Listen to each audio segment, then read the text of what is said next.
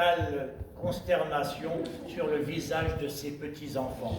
Pourtant, au début du XXe siècle, le sucre d'orge et l'orange, considérés comme des objets de luxe, réussissaient à illuminer les yeux des petits-enfants de la classe moyenne. C'est que, notamment, l'orange était rare, elle était chère. Il avait fallu qu'elle fasse un grand voyage, qu'elle prenne des camions, des locomotives, des bateaux, pour pouvoir apparaître enfin, généralement sur la table des grands bourgeois, mais quelquefois aussi sur la table des modestes pour les grandes occasions.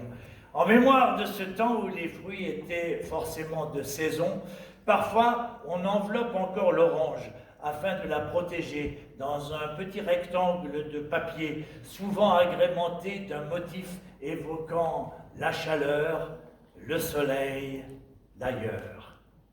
Seul l'orange, qui doit être cueilli mûr, avait besoin de son papier protecteur, mais le pamplemousse, le citron et la mandarine étaient également enveloppés comme des enfants jaloux qui réclament la même attention que le petit frère malade.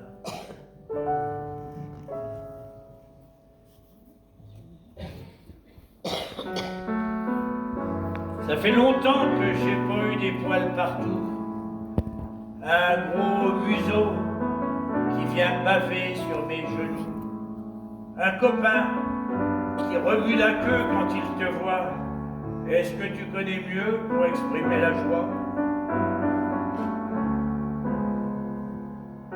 C'est un ami qui te guérit de la détresse, qui te suivra même si tu finis malhonnête, qui a dans les yeux une étincelle plus généreuse que beaucoup de déclarations d'amour douteuses.